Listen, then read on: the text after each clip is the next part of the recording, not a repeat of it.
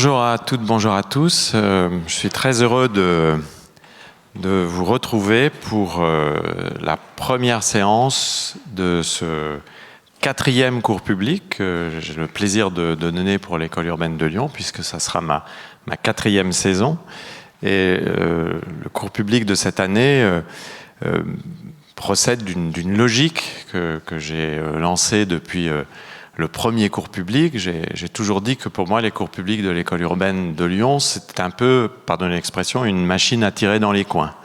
C'est-à-dire, c'est un moment où l'on retrouve en tant qu'universitaire la possibilité de tester les idées que nous ne pouvons plus tester aujourd'hui dans nos cours normaux, parce que les cours normaux sont très cadrés, et c'est très bien, mais finalement, nos cours deviennent plus routiniers qu'il l'était jadis, et en tant qu'universitaire, j'aspirais à retrouver ce petit moment singulier d'expérience de pensée, qui est un cours où l'on essaye tout simplement de lancer quelques idées en les étayant et en tentant de les démontrer, pour se pousser soi-même aux limites de sa propre capacité d'intelligence des situations qu'on veut examiner. Donc je vous préviens, là ça va tirer beaucoup dans les coins cette année, puisque je vais aborder quelque chose de tout à fait neuf pour moi, mais qui suit une progression assez logique, puisque la première année de ce cours, nous avons tenter de comprendre ce qu'était l'Anthropocène à partir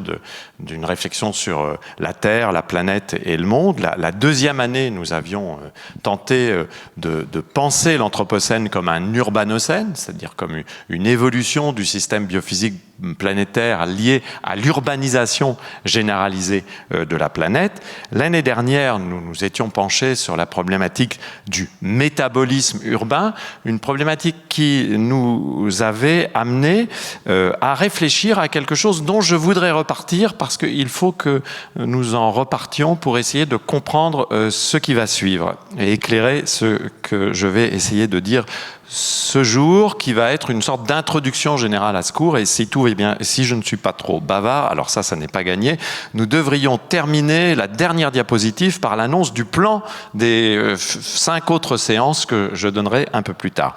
L'année dernière, nous avions essayé de montrer en fait que il fallait bien comprendre que la caractéristique de l'espèce humaine, c'était d'enclencher un processus extrêmement complexe qui lui permettait de transformer des matières vivantes et non vivantes, des matières qui peuvent être de toutes sortes. Le sable est une matière, mais à la limite, un animal est aussi une matière, dans une certaine mesure, de transformer des matières vivantes et non vivantes en ressources. Et que le passage de la matière à la ressource n'est pas un processus simple. C'est en réalité quelque chose que j'avais décrit avec ce sens graphique qui me caractérise. J'espère que vous appréciez véritablement la puissance d'expression artistique, quasiment, de cette diapositive.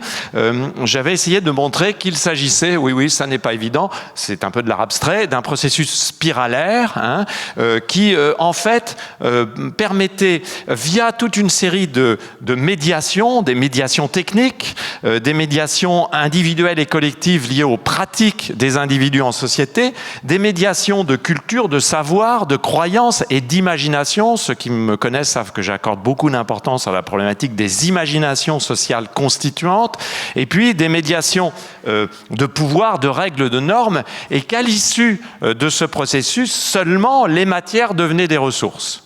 Et je m'appuyais sur le travail d'un géographe fondamental, oublié malheureusement aujourd'hui, quelqu'un de très important dans l'histoire de la pensée tout court, et pas simplement de la pensée géographique, parce que certains mauvais esprits pourraient penser que la géographie ne pense pas. Donc quelqu'un d'important vraiment pour l'histoire de la pensée, Claude Raffestin, qui écrit « Une ressource n'est pas une chose, elle est une relation dont la réussite fait émerger des propriétés nécessaires à la satisfaction de besoins ».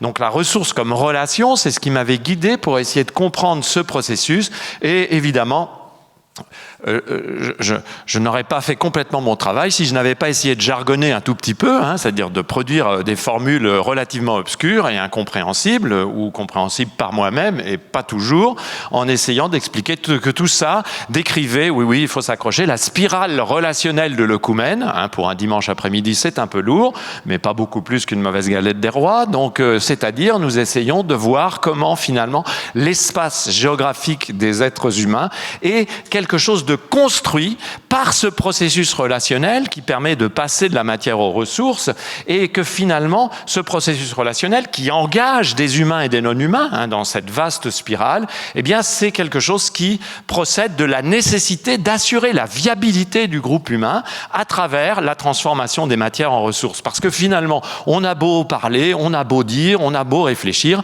mais qu'est-ce que font les êtres humains? Ils tentent d'assurer leur viabilité. N'est-ce pas? Et assurer la viabilité, c'est tout à fait fondamental pour la structuration d'une société. Donc, je trouvais intéressant véritablement de partir de cela, et j'avais conclu la saison dernière que l'espèce humaine pouvait être considérée comme spatiogénique, c'est-à-dire qu'elle construit et elle organise ces espaces géographiques à façon, via la production de ses ressources. C'est une activité qui est intrinsèquement, nous l'avions montré l'année dernière et l'année d'avant, extractive. Voilà, donc en gros, l'extractivisme, c'est la vie humaine. Après, il y a des niveaux d'extractivisme sur lesquels on peut évidemment discuter, mais en réalité, les êtres humains en société ne peuvent pas vivre sans extraire. Il n'y a pas de coumen possible sans extraction, ce qui est une vraie question de fond qu'on devrait aborder. Et c'est là où d'ailleurs, comme nous l'avions montré l'an dernier quand nous avions fait nos ateliers avec la communauté Guarani, en fait la question n'est pas de savoir si on extrait ou pas, la question est de comprendre les modalités de l'extraction qui sont réalisées et le type d'impact que ça a sur les systèmes biophysiques comme sur les systèmes sociaux. Donc, une activité qui est fondamentalement extractive et transformative, et que cette spatiogénèse est donc un espace de raison, c'est-à-dire un espace, comme disent les philosophes, un espace des raisons, c'est-à-dire un espace de justification logique, et d'ailleurs on construit des savoirs pour ce type de justification. Ça, c'est le cours de Pablo Jensen cette année qui nous l'a bien montré quand il a essayé de montrer comment la pensée occidentale se constitue comme un espace des raisons logiques qui peuvent mener à certains types de relations aux choses, et c'est aussi un espace de pratique, parce qu'évidemment l'être humain a ceci de particulier, c'est que c'est une espèce en action. C'est une espèce qui agit toujours. Et je rajouterai quelque chose que je n'avais pas rajouté l'an dernier, que cette spatiogénèse, elle est d'échelle courte ou d'échelle longue, et c'est peut-être une des caractéristiques de l'Anthropocène par rapport au néolithique. Le néolithique est une spatiogénèse d'échelle courte, c'est-à-dire où les chaînes de relations qui sont enclenchées sont plutôt des chaînes locales, ou des chaînes régionales et qui se déplacent. La caractéristique du moment que nous connaissons avec évidemment le passage à un monde systématique, c'est-à-dire véritablement constitué comme un système, c'est que nous sommes dans un monde des chaînes longues, qui fait que tout acte local est chaîné, intrinsèquement relié avec toujours des phénomènes d'échelle globale. Et c'est bien l'embarras dans lequel nous sommes, soit dit en passant. Et donc cette question des chaînes courtes et des chaînes longues, des échelles courtes et des échelles longues, c'est une question qui n'est pas simple, et Pablo Jensen, encore une fois, a apporté quelques arguments en début de semaine tout à fait intéressants autour de ça. Bon, alors ça, c'était le résumé de la saison précédente, previously, donc vous savez qui a tué, mais néanmoins, il va y avoir des rebonds cette année, puisque à la suite de ça, de manière complètement inconsidérée, dans une sorte d'enthousiasme juvénile à la fin de mon cours de l'année dernière, j'ai dit, eh bien, l'année prochaine, nous parlerons de l'air. J'ai fait un peu comme le militaire de Pierre Dac, c'est-à-dire j'ai tiré d'abord, visé ensuite et réfléchi en dernier lieu, c'est-à-dire je me suis aperçu un peu tard que cette chose allait m'obliger à travailler des phénomènes que je ne connais absolument pas. Mais il y a eu chez moi une sorte d'intuition de me dire, mais finalement, on parle beaucoup des matières urbaines, on parle beaucoup du métabolisme urbain en insistant sur des matières lourdes, sur des choses très, très pesantes. On a d'ailleurs commencé le cours de l'année dernière, vous vous souvenez pour ceux qui le suivent, par des schémas sur le poids des artefacts humains comparé au poids de la biomasse. Donc on parle beaucoup des choses lourdes, et travaillant depuis quelques années quand même sur la question urbaine, je m'intéresse depuis assez longtemps en fait aux questions d'air, via un biais que je rappellerai peut-être plus tard, peut-être pas aujourd'hui, peut-être dans un autre cours, mais je peux quand même dire que c'est globalement le biais de l'air conditionné. Je m'intéresse à la question de l'air, et je me suis demandé si finalement l'air n'était pas le matériau dont nous parlons le moins, mais qui est le plus façonné aujourd'hui par la mondialisation anthropocène. Donc je me suis posé la question de savoir si l'on pouvait aborder l'urbanisation contemporaine en tant qu'elle produit l'Anthropocène, ok, cours 2, à travers une aérologie de l'urbain actuel. Donc c'est ce que je vais essayer dans ce cours. Je vais essayer d'esquisser une aérologie anthropocène qui va essayer de penser l'air sérieusement comme une réalité urbaine construite par les êtres humains, entièrement façonnée par les êtres humains, comme l'est, par exemple, le sol. Mais quand nous y songeons, autant nous sommes prêts à admettre que le sol est complètement façonné par l'urbanisation, c'est plus difficile à admettre spontanément pour l'air. Bien, je vais essayer de vous prouver qu'en réalité, l'air est intégralement façonné. Je ferai peut-être une hypothèse, je la fais, je ne suis pas certain d'être complètement satisfait par cette hypothèse, mais je la fais quand même. Peut-être pourrions-nous dire que l'air est la dernière des grandes réalités matérielles à être intégrée dans le façonnage humain, depuis une période que nous allons évoquer, mais néanmoins, je crois aujourd'hui que nous ne pouvons pas penser que l'air n'est pas une matière urbaine. Et peut-être la matière urbaine principale, et c'est peut-être la matière urbaine avec laquelle nous avons à avoir le plus à faire en période de changement global. Alors boum, c'est parti. Il faut toujours commencer. Par quoi commencer ?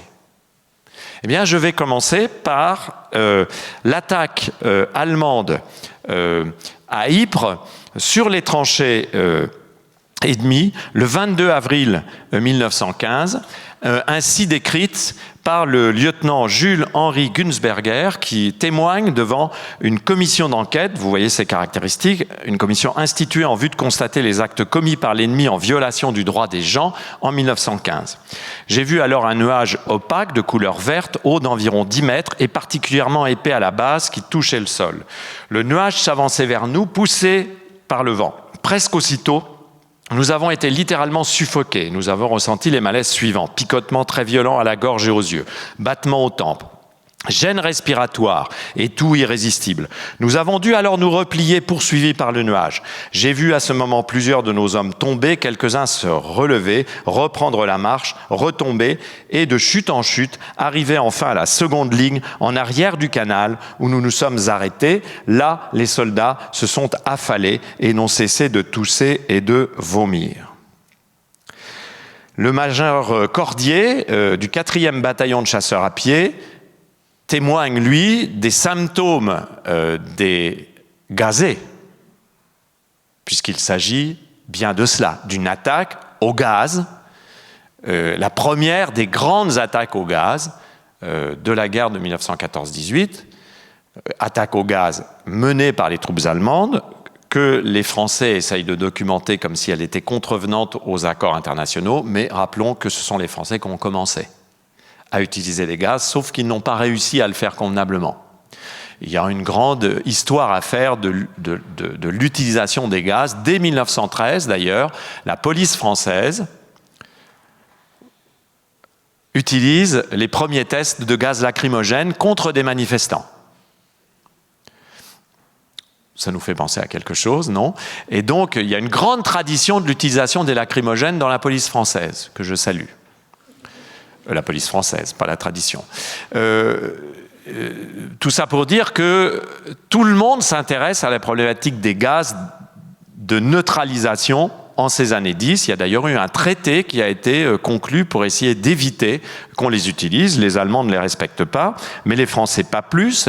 Et le major Cordier décrit donc ces symptômes, suffocation, brûlure des muqueuses, toux douloureuse, affaiblissement général, pas de larmes, mais empoisonnement violent, maux de tête, vomissements, diarrhée, plusieurs jours de courbature générale, grande dépression, bronchite plus ou moins violente, quand même plusieurs milliers de morts dans cette première attaque qui crée une panique dans les troupes françaises qui se débandent de 7 kilomètres.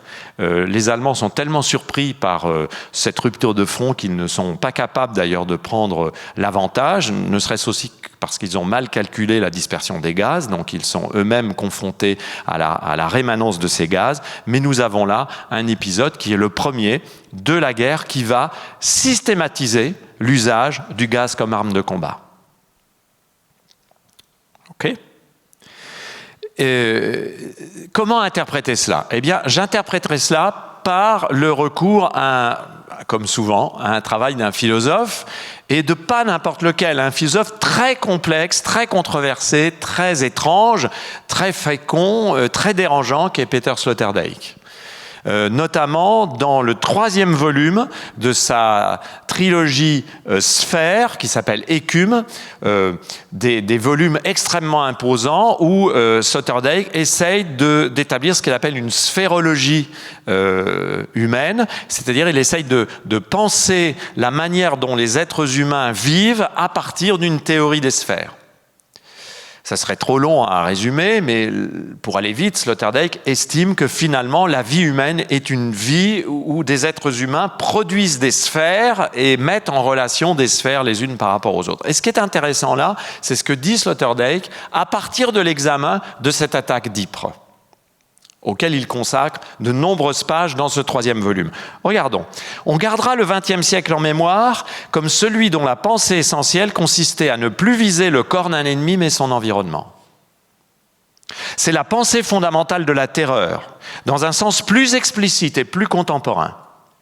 Shakespeare en fait prononcer le principe par Shylock, sous une forme prophétique. « Vous prenez ma vie si vous prenez les moyens qui me permettent de vivre. » Parmi ces moyens, outre les conditions économiques, les conditions écologiques et psychosociales de l'existence humaine sont aujourd'hui au centre des intérêts. Dans les nouveaux procédés consistant à pratiquer, en travaillant sur l'environnement de l'ennemi, la suppression de ses conditions de vie, apparaissent les contours d'un concept spécifiquement moderne et post-hegelien de la terreur. La terreur de notre époque est une forme d'émergence du savoir de l'élimination modernisée par la théorie de l'environnement. C'est ce savoir qui permet aux terroristes de mieux comprendre ses victimes qu'elles se comprennent elles-mêmes. S'il n'est plus possible de liquider le corps de l'ennemi en lui assénant des coups directs, l'attaquant dispose désormais de la possibilité de lui rendre impossible le prolongement de son existence en le plongeant suffisamment longtemps dans un milieu invivable. Vous lisez ce que je lis, hein ? C'est quand même assez fort comme proposition. Cette conclusion donne le jour dans un premier temps à la guerre chimique moderne. Considérée comme une agression contre les fonctions vitales primaires de l'ennemi liées à son environnement. Je veux parler de la respiration, des régulations du système nerveux central, de conditions supportables de température et de radioactivité. Ce qui se déroule ici, à partir de l'attaque d'Ypres. Ce texte, c'est le texte d'analyse de l'attaque d'Ypres de 1915. Ce qui se déroule ici, dans les faits, c'est la transition entre la guerre classique et le terrorisme, dans la mesure où celui-ci a pour postulat le refus du vieux croisement de fer entre adversaires de même niveau. La terreur opère au-delà de l'échange naïf de coups portés à l'aide d'armes par des troupes régulières. Ce qui lui importe, c'est de remplacer les formes de combat classiques par des attentats contre les conditions environnementales de la vie de l'ennemi. Ok ? Voilà qui va nous servir de viatique pour aller vers le début de notre aérologie. Je pense que vous commencez à voir pourquoi. Sloterdijk, en fait, développe toute une analyse sur cette première attaque de 1915 comme une attaque fondamentale, puisque c'est l'attaque où, pour la première fois à un niveau industriel, tout cela a été permis par la mobilisation de l'appareil industriel allemand, qui n'avait d'égal que la mobilisation de l'appareil industriel français et britannique, sauf que les Allemands avaient un temps d'avance, notamment parce que c'était une politique d'État et portée par un appareil industriel très puissant, notamment une industrie du colorant chimique et une industrie chimique extrêmement puissante qui va se mettre en ordre de bataille pour doter l'Allemagne d'une capacité de production de gaz dérivée directement des productions chimiques pour l'industrie textile, à travers des grandes entreprises allemandes qui existent encore aujourd'hui, BASF, Bayer, via un groupe qui rassemble tous ces constructeurs, qui s'appelle IG Farben, qui ensuite aura pas mal de postérité. En particulier, ces mêmes industries sont très impliquées pendant la définition du mode opératoire de la solution finale après 1942, puisque ce sont elles qui produiront les gaz utilisés dans les chambres à gaz. Et cette industrie civile va complètement se convertir à son objectif militaire par l'intermédiaire d'un homme très peu connu en France, mais très important, qui s'appelle Fritz Haber, chimiste lui-même, qui va faire travailler un groupe d'universitaires, d'industriels, d'officiers, pour véritablement être capable de doter l'armée allemande d'une production de gaz efficace. En fait, c'est très compliqué d'utiliser les gaz à travers les obus, et il faut maîtriser toute une série de conditions qui ne sont maîtrisées que très lentement, mais les Allemands sont capables de le faire à partir de 1915, très efficacement, et la guerre 14-18, comme dans beaucoup de domaines, va être un moment très important de bouleversement, puisque on va véritablement, en 3 ans, inventer la guerre des gaz moderne. Avec en particulier en 17 l'apparition du gaz moutarde et puis bien d'autres innovations dont nous ne sommes pas sortis et dont toute l'utilisation des gaz de combat dans la suite du siècle est directement tributrice. Et très vite, évidemment, Sloterdijk le montre dans son livre, cet attentat contre l'air, cet attentat contre la chose qui apparemment est la plus neutre qui soit. Et Sloterdijk insiste beaucoup, l'attentat contre l'air n'est pas le moindre des attentats, puisqu'il s'agit d'attenter à ceux dont on croit toujours qu'il n'y a aucun problème à le respirer. Il s'agit d'attenter à ce qui paraît inattaquable, ce qui paraît transparent, voyez, ce qui paraît assuré. Sloterdijk insiste sur le fait que l'attentat contre l'air est le plus inouï des attentats, puisque c'est celui qui engage la viabilité, au premier chef, plus que tout autre attentat.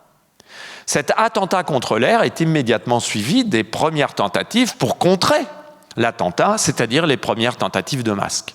Vous avez là quelques photographies de tentatives de masques. Les premiers que vous voyez ici, qui sont les premiers masques qu'on bricole pour essayer de se protéger du chlore. Alors bon, évidemment, je parle devant une assemblée masquée, hein, qui sont les premiers masques que l'on bricole avec de l'ouate, parfois enduite avec un certain nombre de produits. Et très vite, on essaye d'avoir des formes plus couvrantes. On essaye de développer des masques qui se dotent de filtres. Ça, ce sont des masques allemands, mais il y a également des masques français et anglais. Le masque à gaz devient un outil essentiel du combat. Et Sloterdijk note que quand on lit dans les ouvrages d'histoire militaire, je le cite, que pour la période allant de février à juin 1916, les entrepôts compétents à l'arrière des tranchées, ont distribué aux seules troupes allemandes stationnées devant Verdun près de 5,5 millions de masques à gaz, ainsi que 4 300 appareils de protection à oxygène, modèle inspiré par ces appareils qui étaient déjà utilisés par les mineurs. Donc vous voyez comment on peut encore une fois trouver un lien avec l'histoire industrielle du monde thermo-industriel du 19e siècle.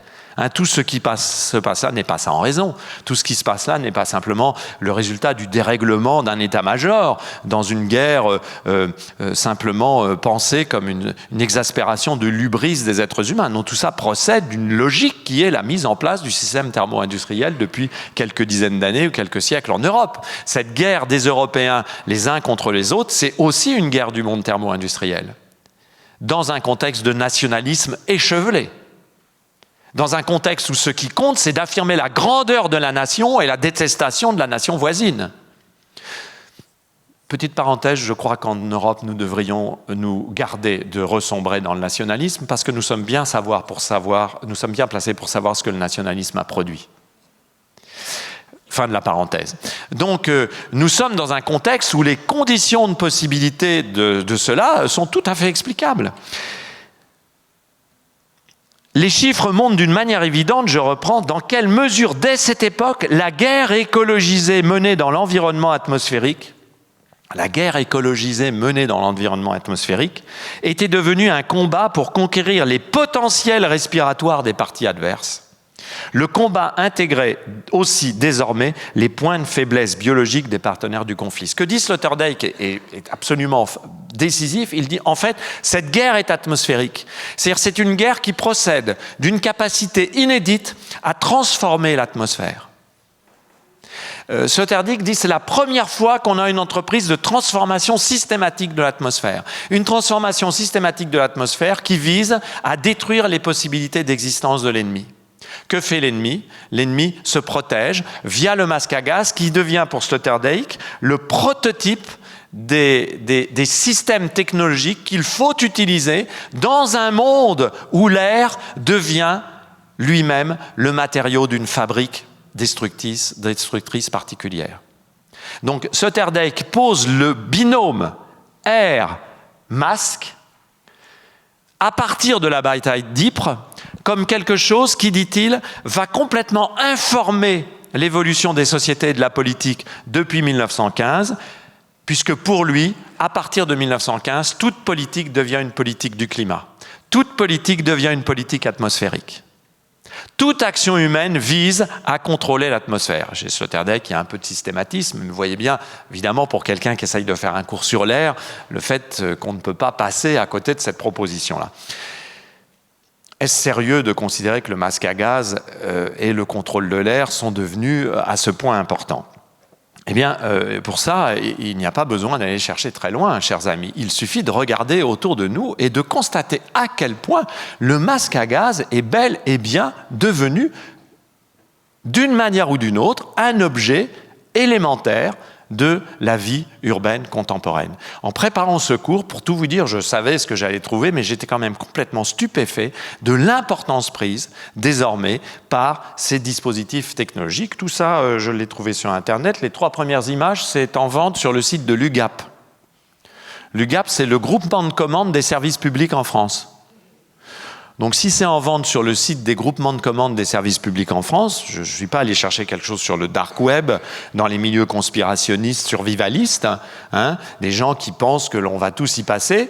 Ça, ce sont des objets qui sont vendus pour des agents du service public qui ont à faire face à des situations où, dit-on, la qualité atmosphérique est compromise. Par une situation ou une autre, par une condition ou une autre, compromise régulièrement ou compromise irrégulièrement. Alors, quand on fait des sciences sociales, on se souvient de l'adage que Gilles Deleuze a mis en avant dans un de ses cours sur Leibniz, « Rien n'est jamais sans raison ». Rien n'est sans raison. Et pas ça. Alors, vraiment pas ça.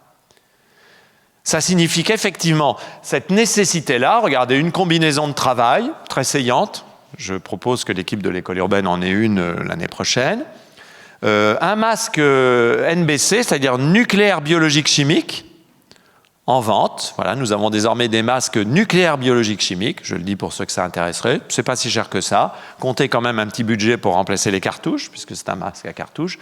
Une combinaison sur le site de l'IGAP pour travailler dans un milieu SIC sensiblement altéré.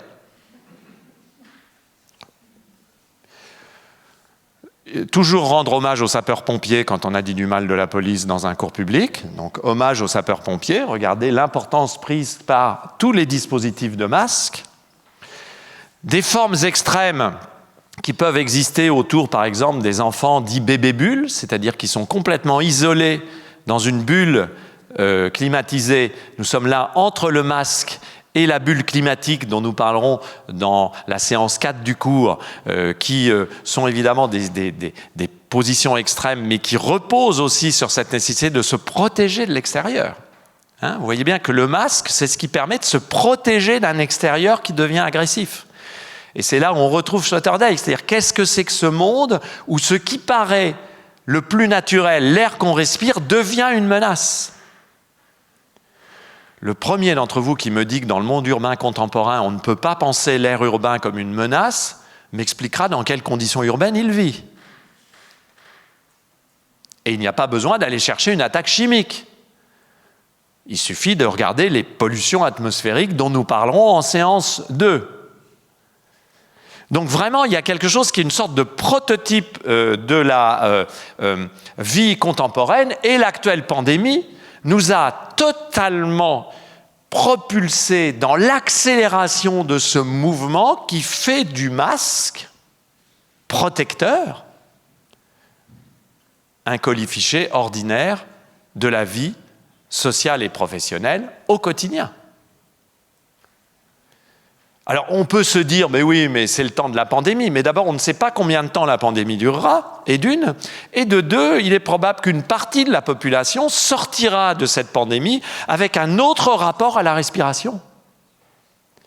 Parce que nous avons pris conscience pendant cette pandémie que l'air qui nous sépare d'autrui peut être une menace s'il porte un pathogène. Et je pense qu'on devrait prendre au sérieux l'idée que nous vivons depuis 2 ans dans un monde et dans un moment où l'air est menaçant. Et nous avons donc pris l'habitude de porter le masque, une habitude qui est contrainte par le règlement, bien sûr. Mais vous savez, comme je l'ai montré dans ma magnifique spirale de la transformation de la matière en ressources, vous avez des contraintes normatives qui rentrent dans cette transformation de matière en ressources.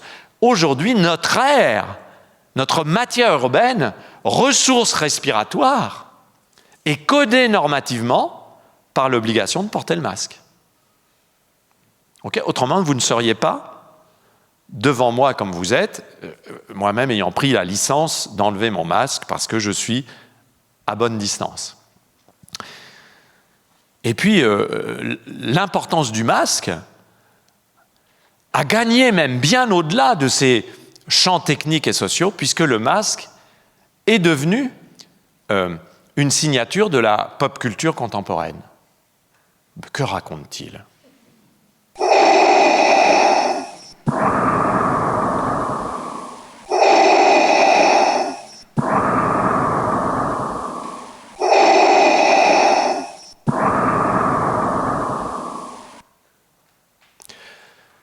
Ai-je besoin d'en rajouter ? Le personnage de Dark Vador, icône de la pop culture contemporaine, si vous le prenez sérieusement pour ce qu'il nous fait écouter, cette respiration que j'ai demandé que l'on rajoute, je ne m'en lasse pas.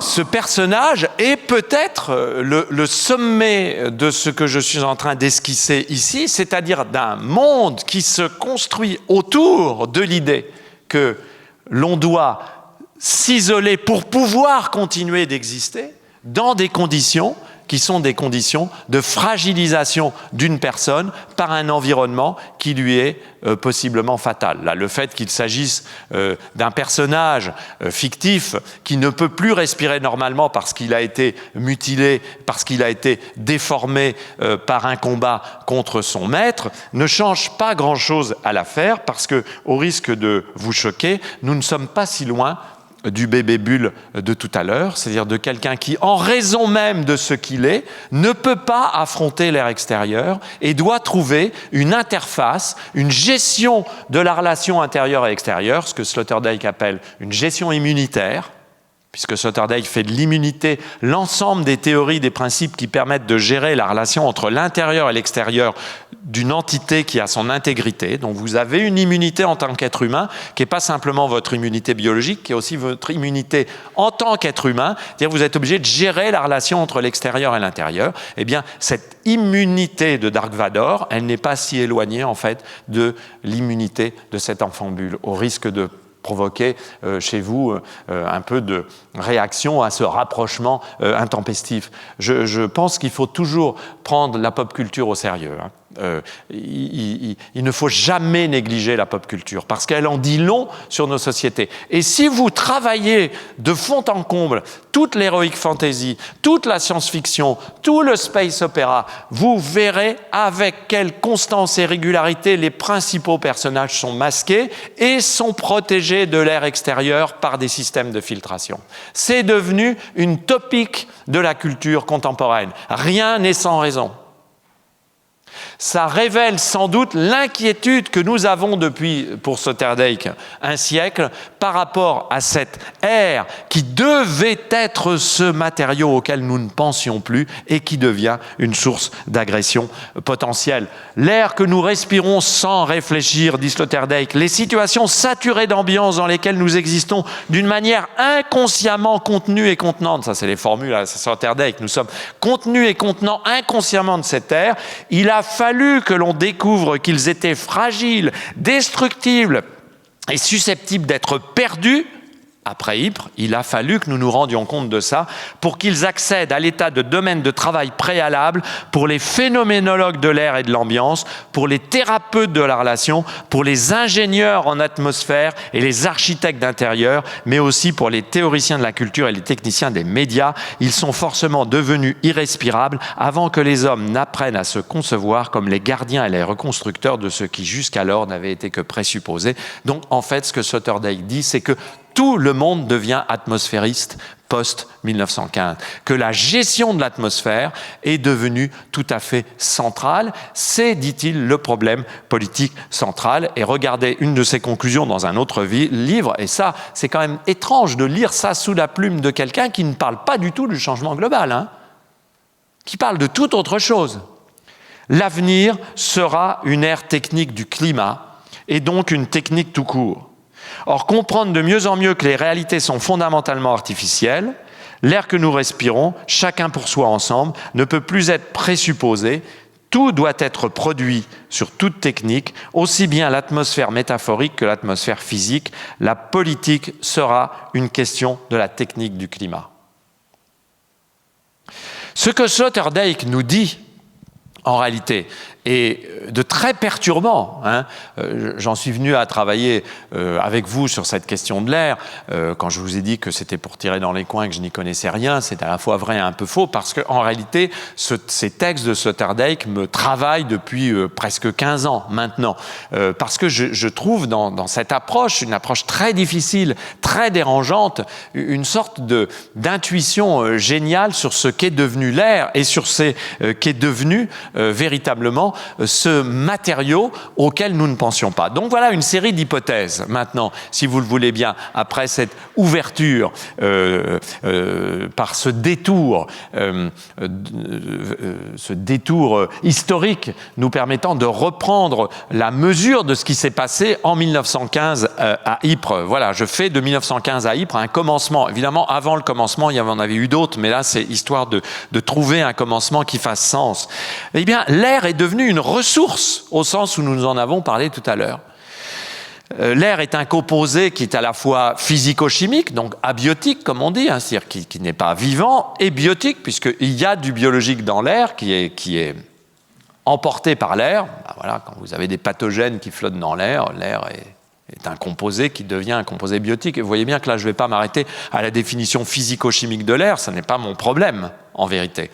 L'air est un composé désormais façonné par les humains en société. Voilà, l'hypothèse que nous allons travailler pendant ce cours, c'est que tout l'air que nous respirons partout est façonné, est fabriqué. Même l'air pur. Que nous sommes véritablement passés à un monde de façonnage atmosphérique et de façonnage de l'air. Le petit ventilateur qui tourne est un petit clin d'œil amusé à des techniques élémentaires et rudimentaires de façonnage. Je vais entreprendre de vous convaincre que lorsque je parle de façonnage, je peux évoquer des technologies parfois de très haut niveau et parfois de très bas niveau. C'est-à-dire que faire circuler de l'air quand il fait très chaud, c'est un façonnage de l'air. Et en ce sens, ce ventilateur a une archéologie et une préhistoire. Depuis très longtemps, on a l'habitude de faire circuler de l'air pour se rafraîchir. Donc, bien sûr que je ne pense pas que ce façonnage date de post-1915. Je dis simplement avec Sloterdijk que c'est à partir de 1915 que ce façonnage prend une tournure décisive et prend une coloration et une connotation politique qui n'est plus du tout la même. Ce façonnage, il est intentionnel ou pas. Intentionnel parce que nous allons examiner dans la suite de ce cours des constructions intentionnelles de l'air. Des designs et des ingénieries atmosphériques volontaires, où l'on crée de l'air. On crée de l'air, ça veut dire qu'on crée de l'air avec des caractéristiques spécifiques. Par exemple, la NASA crée de l'air. Dans les avions, on crée de l'air. Dans les usines où l'on doit travailler en salle blanche, avec des combinaisons comme la combinaison blanche que nous avons tout à l'heure, donc les usines de microélectronique, hein, ce n'est pas des petites usines et ce n'est pas des usines peu nombreuses, toutes les usines qui fabriquent vos microprocesseurs que vous avez dans vos objets connectés. Ce sont des usines qui travaillent en salles blanches, c'est-à-dire des salles où il ne peut pas y avoir la moindre impureté, la moindre poussière dans l'air. Donc ce sont des salles dépressurisées, de pression contrôlée, filtrées, ventilées. Donc il y a une ingénierie spécifique de l'air. Cet air n'a rien à voir avec l'air tel qu'on peut le définir traditionnellement par l'approche classique de l'air qui est aujourd'hui en principe le milieu que nous respirons. Ça n'a rien à voir. Mais l'air va être aussi fabriqué au Qatar l'année prochaine, dans le cadre de la Coupe du Monde de football, ou cette année, je ne sais plus, cette année, dans le cadre de la Coupe du Monde du football, puisque je crois savoir que les stades seront climatisés. L'air est fabriqué dans les centres commerciaux. Donc cette question de la fabrique intentionnelle de l'air devient une question tout à fait essentielle. Nous verrons au 3e cours qu'il s'agit même peut-être d'une des industries les plus florissantes qui soit, mais aussi une des plus problématiques qui soit au regard du changement global. Mais cette fabrique, ce façonnage de l'air, il peut être non intentionnel. Il peut être, comme dirait le grand philosophe cycliste Richard Virenque, à l'insu de notre plein gré. C'est quelque chose qui peut advenir sans que nous voulions véritablement façonner l'air. Mais néanmoins, lorsque nous avons certaines pratiques, que nous le voulions ou non, nous façonnons, nous contribuons à façonner l'air. Qu'est-ce que tout simplement quand vous prenez votre automobile. Vous rejetez des particules fines. Quand vous faites brûler du bois, vous rejetez du particule fine, vous rejetez du gaz carbonique. Quand nous surconsommons de la viande rouge, nous contribuons à rejeter du méthane. Donc nous façonnons l'air global et local, non intentionnellement. Mais nous le façonnons quand même. Ce façonnage contingent de notre pratique est extrêmement puissant. Et nous arrivons à cette situation où on peut dire que l'air est arrangé, donc l'air qui est un composant moléculaire très simple devient en fait très complexe en raison de ce façonnage. Il est arrangé et agencé dans l'espace et dans le temps. Et comme je le dis, il entre systématiquement dans les synchronisations et les syncorisations anthropocènes. Je rappelle qu'on a montré l'année dernière que l'anthropocène, c'est ce moment où on resynchronise, on remet des temps en contact qui n'avaient pas l'habitude d'être en contact, c'est-à-dire on a des pas de temps dans nos actions élémentaires qui sont très compliquées. Vous vous souvenez, j'avais donné l'exemple du téléphone portable. Quand on utilise un téléphone portable, nécessairement on utilise un téléphone portable dans lequel il y a du lithium. Le lithium est extrait en partie du désert d'Atacama au Chili à partir de l'évaporation de l'eau pompée dans des nappes fossiles qui se sont constituées il y a 20 000 ans et qui ne se rechargeront jamais. Donc en fait, quand on utilise du lithium, on est en contact avec de l'eau fossile constituée il y a 20 000 ans. Ouais, c'est ça la néosynchronisation anthropocène. C'est-à-dire on est dans un embarras total par rapport aux classiques manières que nous avions de penser le temps de l'action et la relation du temps de l'action à d'autres types de temporalité. Quand nous rejetons du gaz carbonique dans l'air, nous savons que le gaz carbonique sera présent quelques décennies. Quand nous rejetons des déchets plastiques, nous savons que ces déchets plastiques seront présents quelques siècles dans l'eau. Lorsque nous rejetons des déchets nucléaires, nous savons que ces déchets nucléaires, atmosphériques pour certains d'entre eux, vont rester très longtemps dans l'atmosphère et ensuite se déposeront. Donc en fait, nous avons des pas de temps qui ne sont plus du tout les pas de temps habituels. Et puis l'anthropocène, c'est ce moment où on comprend aussi que nous resynchorisons, c'est-à-dire nous connectons des espaces très différents. Eh bien, je reprends mon exemple du désert d'Atacama. Quand je téléphone avec mon téléphone portable, je me synchorise, je me mets en relation avec cet espace lointain. Et d'ailleurs, je suis, en faisant cela, un acteur de la spoliation des terres autochtones liées à l'exploitation du lithium au sein du désert Atacama. En faisant cela, je le sais, mais je ne peux peut-être pas faire autrement, mais je me retrouve dans cette situation classique de l'Anthropocène où je suis à la fois bourreau et victime, agent et acteur. Donc cet air arrangé, il est arrangé en plus, mais ça nous le verrons, parce que j'ai déjà parlé trop longtemps, il faut que je termine, nous le verrons dans la séance 2, je crois. C'est un fonctionnement qui est complètement hyperspatial, qui est complètement déconcertant. Et vous verrez comment on a découvert cette hyperspatialité du phénomène de l'air, c'est-à-dire le fait qu'une contribution locale peut avoir un effet global au moment de la découverte du processus de trou de la couche d'ozone. En gros, on s'est aperçu que quand on utilisait un vaporisateur pour pouvoir faire en sorte que son ambiance, que l'odeur chez soi, tiens, un problème d'air, soit agréable, eh bien on émettait des CFC qui venaient impacter la couche d'ozone située sur l'Antarctique. Donc on s'est aperçu qu'une pratique locale, désodoriser son intérieur, pouvait avoir un impact global.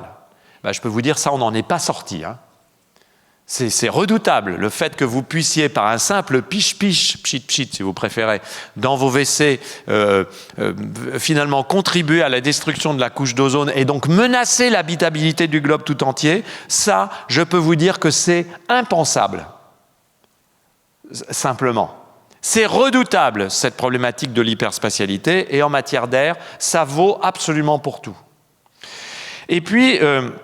l'autre hypothèse que je ferai, c'est que, conformément à ce que nous avons dit dans les cours précédents, eh bien finalement, le principe directeur de cet arrangement et de cet agencement de l'air anthropocène contemporain, c'est l'urbanisation généralisée de l'Okoumène. C'est-à-dire, nous essaierons de voir comment, finalement, c'est l'urbanisation qui peut être considérée comme factrice de cet arrangement et de cet agencement d'air. Comment, en fait, l'urbanisation façonne l'air urbain contemporain et en fait un enjeu stratégique, puisque évidemment, si nous pensons l'air comme ça, eh bien nous allons nous apercevoir qu'il y a de multiples dimensions à aborder pour appréhender cet air, des dimensions géosociales, des dimensions géopolitiques. Il y a une géopolitique de l'air. Tout à l'heure, nous avons parlé avec Eric Klinenberg de la canicule de Chicago en 1995, qui pourrait nier aujourd'hui qu'alors que les canicules vont se multiplier, l'accès à l'air frais ne devienne pas le support d'une géopolitique. On a été obligé d'ouvrir des entrepôts frigorifiques à Vancouver cette année parce que les homeless mouraient de chaud dans les rues. N'est-ce pas ? En période de canicule, être climatisé devient essentiel.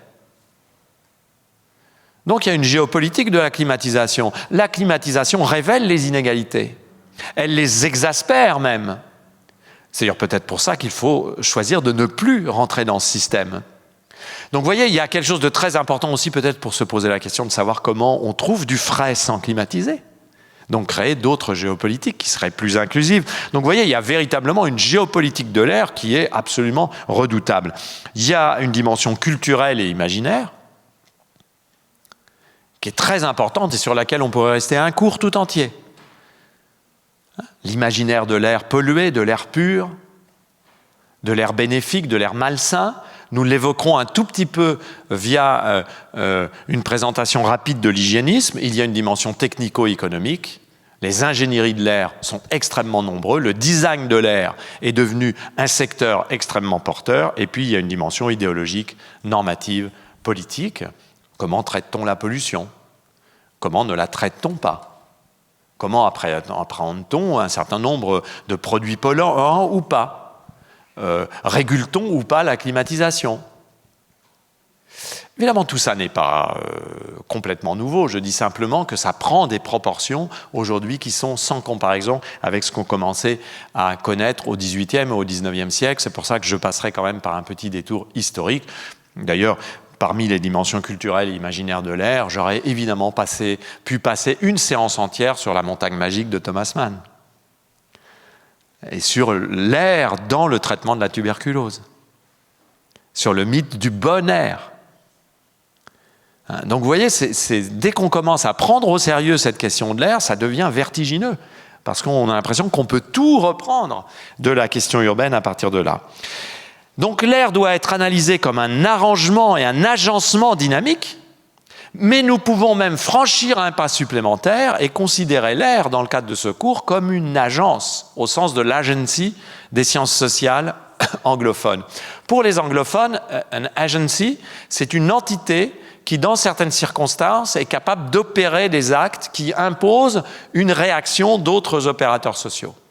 C'est ce qu'on pourrait appeler, mais ça m'a amusé de prendre plutôt le mot agency, mais en théorie de sciences sociales et en sémiotique française, on a deux mots pour décrire ça. C'est le mot actant, qui a été forgé dans les années 70 et repris un temps par Bruno Latour et par quelques autres, dont moi-même, et puis le mot opérateur, c'est-à-dire pour désigner des entités non humaines, mais qui peuvent opérer des actes dans l'espace social en tant que, sans avoir d'intentionnalité, de psychologie, elles opèrent. Bon, ben voilà, le virus est une agence.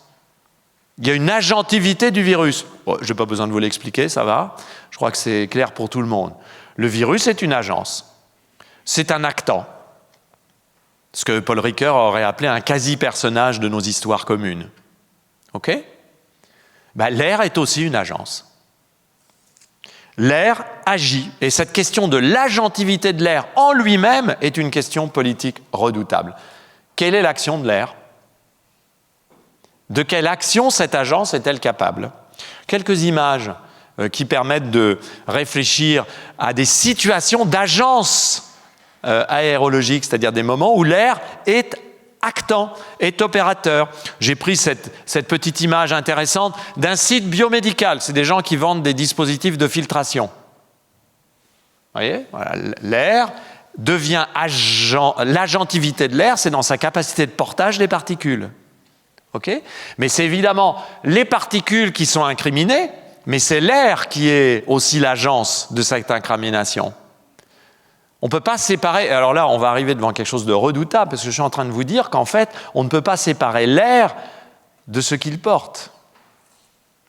La capacité d'agence de l'air, c'est une capacité qui vient du fait que l'air est porteur. Mais il porte de façon non neutre. Parce qu'évidemment, cette agentivité de l'air en période pandémique, c'est une agentivité qui dépend des conditions de l'air.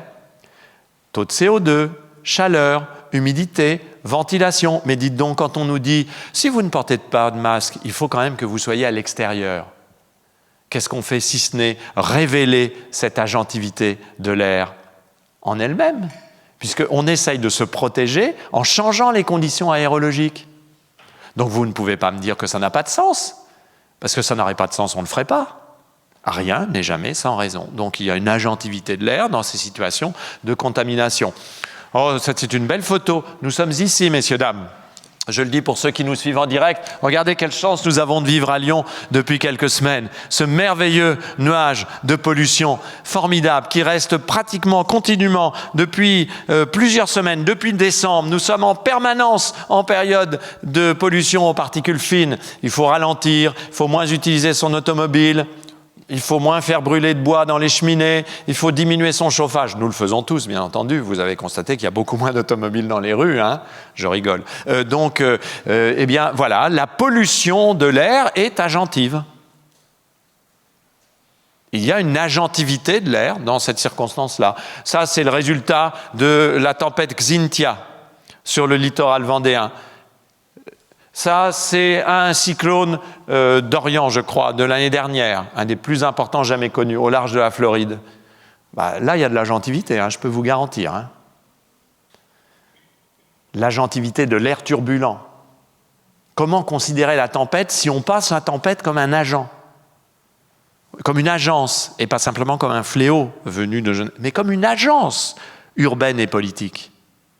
Comme Eric Klinenberg, dans son livre Canicule, pense la canicule comme une agence. Quelque chose qui fabrique un état de société différent. Vous voyez ce que je veux dire par agentivité de l'air ? Ça fabrique un état urbain différent. Puis là, je n'ai pas manqué l'occasion de rappeler l'incendie de Lubrizol, de l'usine Lubrizol il y a quelques années à Rouen. Regardez, là, ça agentive fort. Là, les fumées, la direction de l'air. Comme vous savez, dans l'Ouest, il y a des vents d'Ouest. Donc, on retrouve d'ailleurs une vieille réflexion de l'hygiénisme sur l'exposition au vent. Donc, chers amis, l'air est véritablement un actant, façonné par nous et nous façonnant. Donc nous essaierons, et il me reste 1 minute 9, c'est incroyable comme ce minutage est précis, il me reste 1 minute 9 pour vous présenter le plan du cours. Donc vous voyez un peu le pitch en fait de ce cours, là encore une fois, j'avance en terrain peu assuré. Nous allons essayer véritablement de lancer, d'esquisser une techno-géopolitique de l'air urbain. Nous allons essayer de comprendre l'air urbain en tant qu'il est enjeu de société et support d'ingénierie et d'action. Vous voyez ce que je veux dire? Et nous allons vraiment essayer de le faire sérieusement. Et puis il y a des moments où on dira, bah ouais, mais là ça marche pas. Et comme je vous l'ai dit tout à l'heure, on est là pour expérimenter. Je n'ai aucune assurance sur la question. Rien que des questions. Là, je vous pose vraiment des questions de recherche personnelle. C'est-à-dire, ce sont des choses où j'arrive aux limites de ma compétence. Et même sans doute un peu au-delà de ma compétence. C'est-à-dire, vraiment des choses qui me dérangent, que j'ai envie d'appréhender parce que je ne sais pas ce que je vais y trouver, mais j'ai l'impression qu'il y a quelque chose derrière.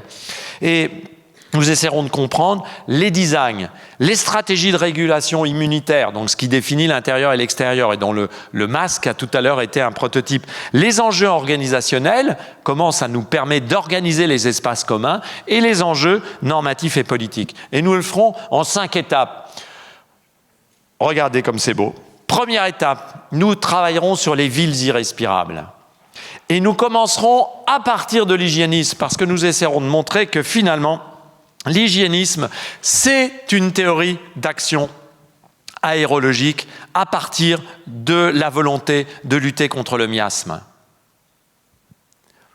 C'est donc une théorie de l'air et de la lumière. Alors là, ça va devenir compliqué parce que effectivement, il va falloir que l'on essaye d'aborder, je ne sais pas si j'en serai capable, qu'on essaye d'aborder la relation entre l'air et la lumière. Parce que l'hygiénisme, c'est une théorie de l'exposition lumineuse et une théorie de l'air, les deux étant mélangés.